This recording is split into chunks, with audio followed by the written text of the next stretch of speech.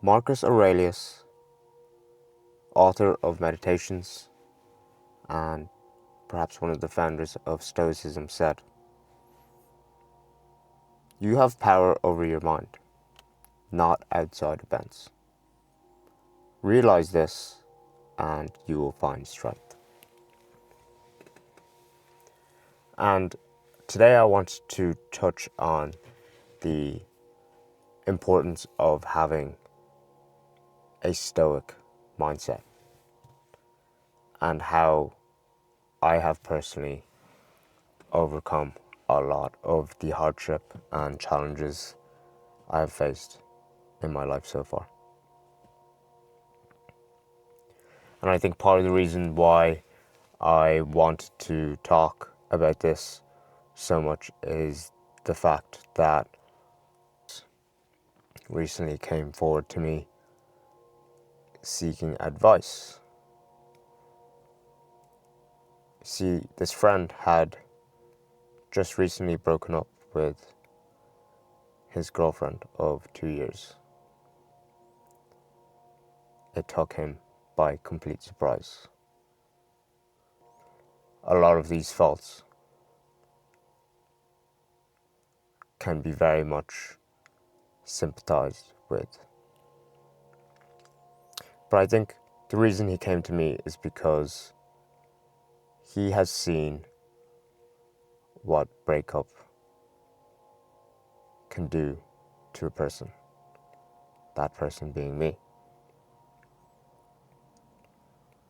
See, when I went through my last breakup with my first ever girlfriend, it had brought me down to my knees multiple times. It had brought me to points I had previously not quite been to. See, for the longest time I lived with so much pain, anger, resentment, and sadness within myself because of that.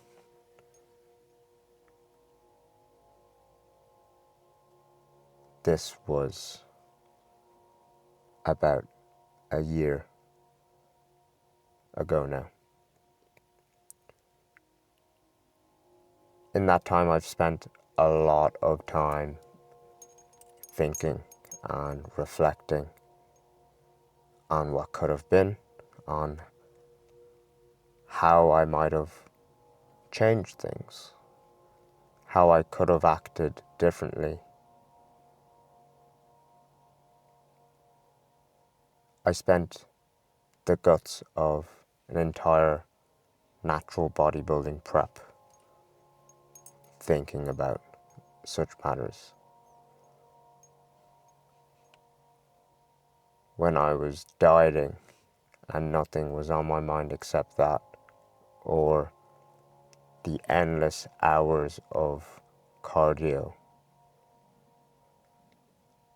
I took all of that time to reflect and to sit in what felt like a very lonely time.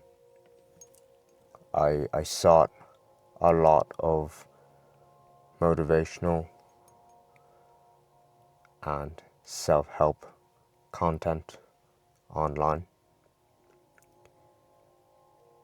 And I would like to say and think that that has been massively beneficial to me. See, when my friend came to me with what happened, seeking advice, I immediately jumped to a lot of the pillars and outlooks I currently held as a result of working through my own breakup. And then I realized a lot of the advice that I was giving does not necessarily apply right now to him. It is more so applicable to the person I might hope he might become, or he might possibly become himself after working through all of that.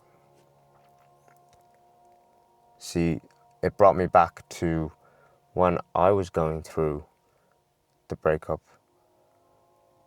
that feeling of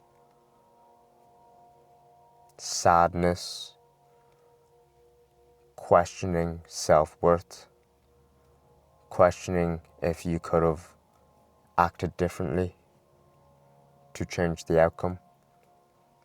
And most importantly, that feeling like it's never gonna go away. So I told him, look, we should meet up in person and give me some time. Because if I'm being perfectly honest, this news took me by shock just as much as it did him.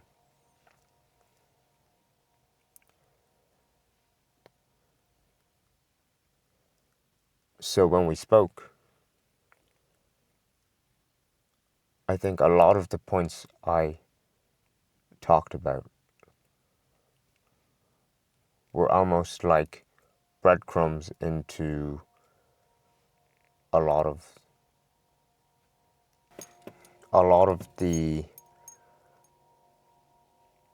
sort of guidelines I set for myself now as my current outlook on things and in life. I think one of the main ones being the idea that you can't go back and change the past. And even if you could, things might have ended up the same exact way. See, in my opinion, relationships aren't so much on how perfect you and your partner are, but more so how perfectly compatible you two are together. Even if you did X, Y, Z, it still might not have worked out.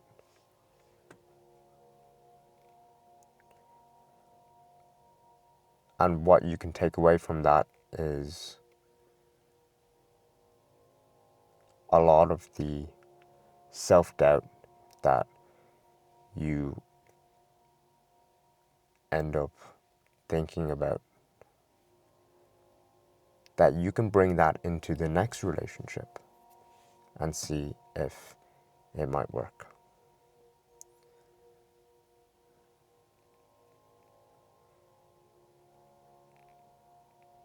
See, to me, when you go through such a life-changing event, such as a breakup, for me, the separation of my parents, I grew up in a both physically and verbally abusive household, that as you work through all of that as a person yourself, you go through metamorphosis, which is the idea that as you change, you kill your old self so that one may be reborn. At least that's my interpretation of that word. So I told my friend, look, not only this feeling that you feel like will last forever, in fact does not last forever, that now because you have gone through this event, you will now become an even better person because of it. See, for me, it being over a year of my own breakup, I finally, in recent times, feel like that I have closed out an old cycle. or an old chapter, and that I am now embarking in a new one. One that brings the complete opposite of how it was before. For me, that means some success in academics, finally. I'm not stumbling over each exam season with poor grades or fails in exams, scrambling and stumbling through them. For me, it might look like potential successes in careers, or at least the blossoming of new beginnings for my career.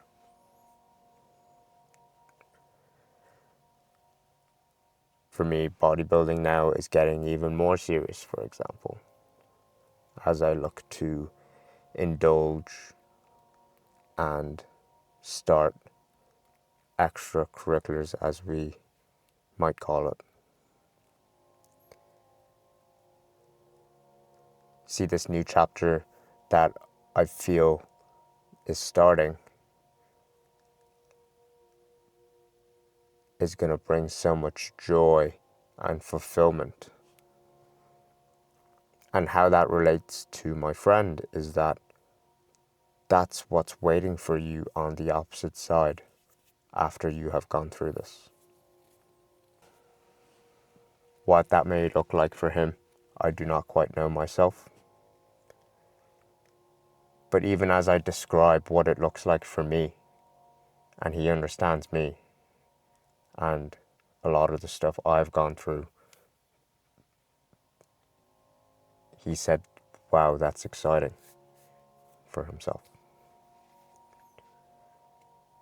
Now, luckily, this friend is a lot more analytical and logical and smarter than perhaps myself and our other friends in our circle.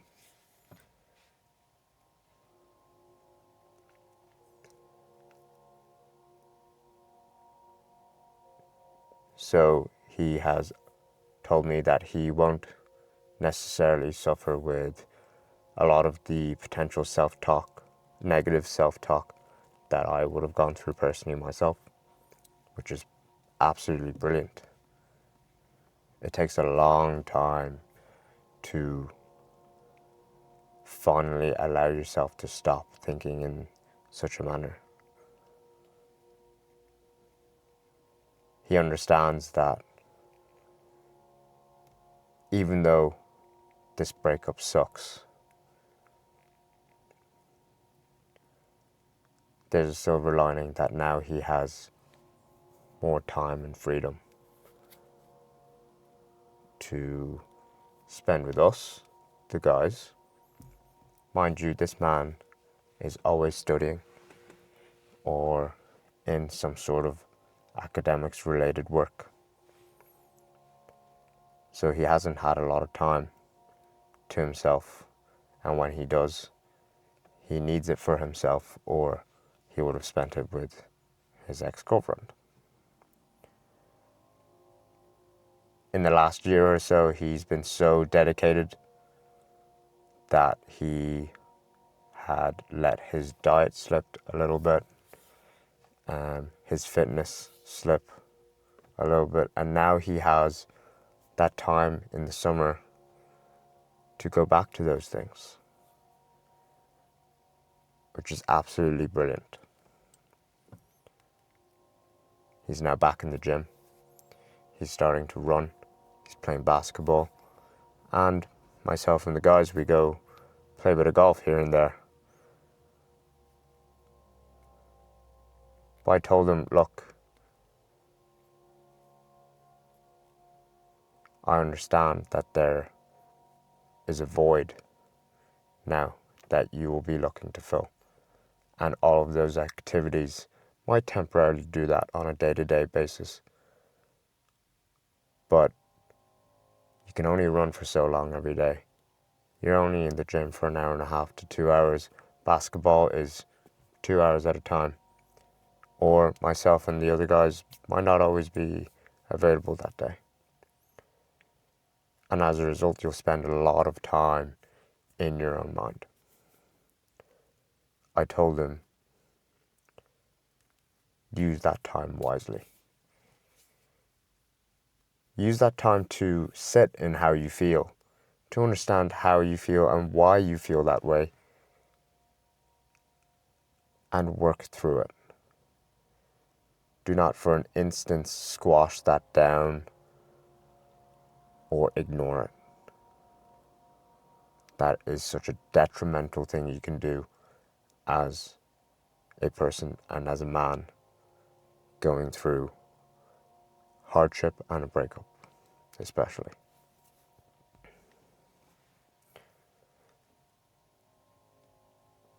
You do that every day.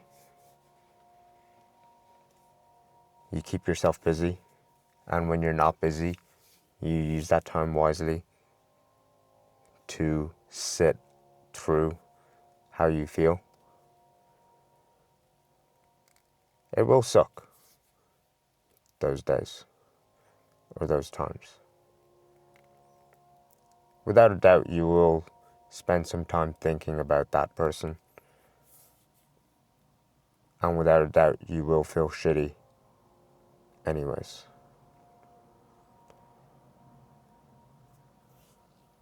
But there will come a day when you realize to yourself, hey, I don't feel quite as bad today. Or, you know what, I haven't thought about that person or felt sad in a while actually, but I've only just realized it now.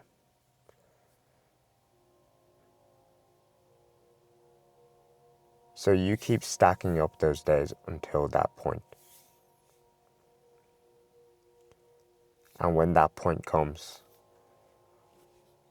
that is the beginning of hopefully starting to feel like how I currently feel right now. Which isn't so much the beginning of a new chapter, but sensing that it's around the corner. Being detached from an outcome or a situation is one of the greatest tools that you can develop.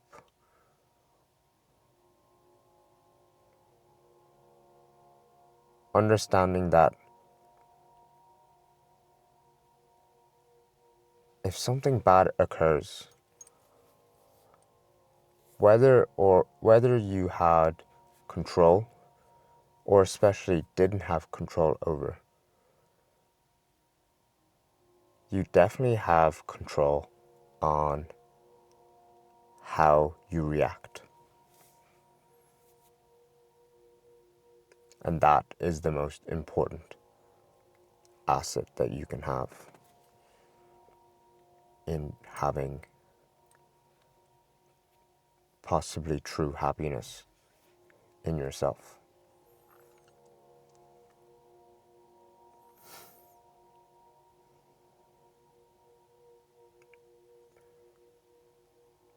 Just for example, my birthday dinner is next week, and one of the guys in our circle is invited, of course. Now, him and his girlfriend have been looking to book a holiday for the summer for themselves for the last few weeks, and they haven't quite had success or have had ample time to, figure out where they're going and when to go. And I bumped into him today. And of course, one of the things I asked him was, have you finally booked your holiday yet? And he hits me with oh man, I have bad news. Actually, I have really bad news. I said, what? What is it? Knowing him, it could be anything. He said, we did book a holiday, but it's next week.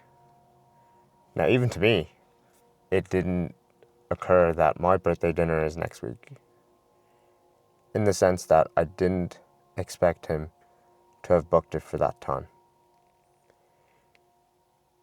But he said, yeah, look, I won't be able to make the dinner. It wasn't until after I hit book and finally finished booking everything that, shit, Hanson's birthday is next week. Now, I've been friends with this guy since the very start of university, and I've known him for a bit longer than that as well. But we weren't really true good friends until university. And although this guy is so smart when it comes to academics, he doesn't have all the tools in the shed, as one would say. For example, punctuality, the ability to multitask. We're talking unable to have a conversation with you as he's reading something off his phone. So when he told me this, I said, yeah, that's fine. I understand. Shit happens. And he said, look, we'll definitely go for drinks before then, at some stage, before we fly. I said, yeah, absolutely. And talking to the first friend over text I was talking about earlier, he had texted me, yo, did you hear XYZ can't make it to the birthday? I said, yes, of course.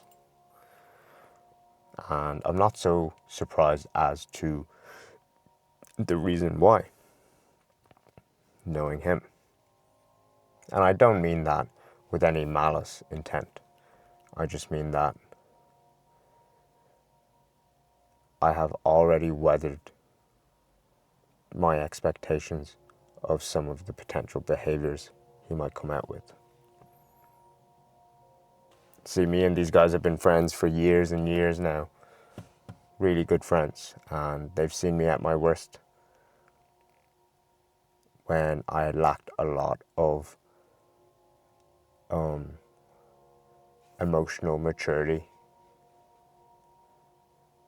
The person that can't make the dinner is the very person that I physically grabbed by the cuffs of his t-shirt on a night out at the end and shook him and yelled in his face because I was trying to rally the guys to get a taxi home.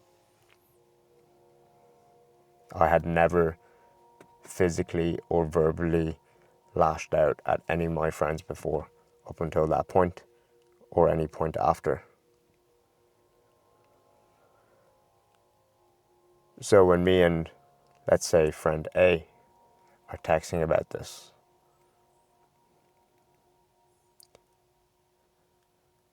I think I said something along the lines of, the old me would have shaken the sonic rings out of him if he had been told this to his face.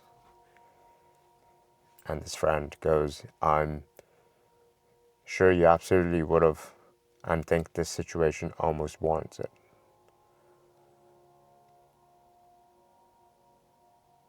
To which I replied, I can't preach about Stoicism if I don't practice it myself.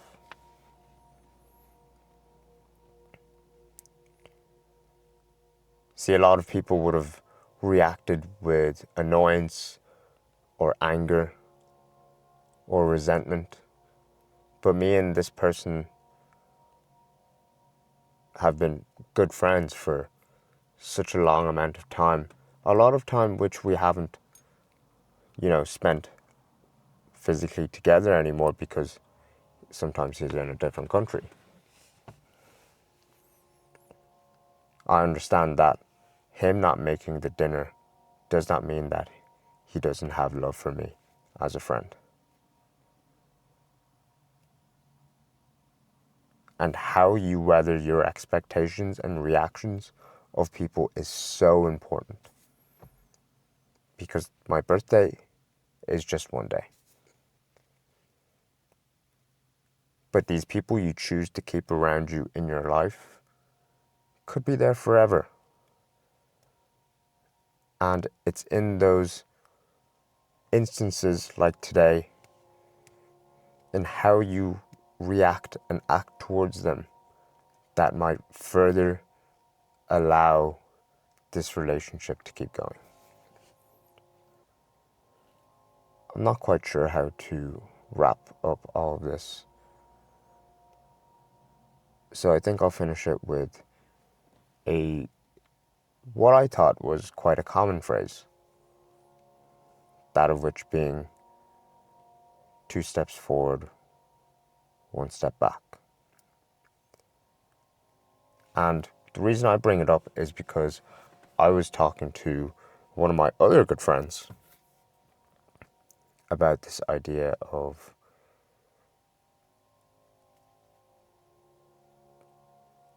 you feel like you're making progress and then you're hitting a little bump in the road. Or I think it was him who was going through something along those lines where this phrase was warranted. Now, to him, first of all, this phrase was completely new, but I added a caveat to it, which was 2 steps forward, 1 step back. At the end of the day, is still 1 step forward. And that's something that I have now in recent times actively tried to lead in my life, which is the idea and the pursuit of becoming even just 1% better every day. So I think I'll leave it there. And I hope you guys enjoyed that.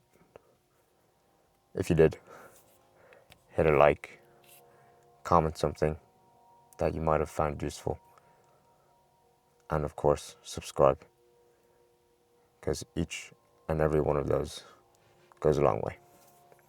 Thank you, and good night.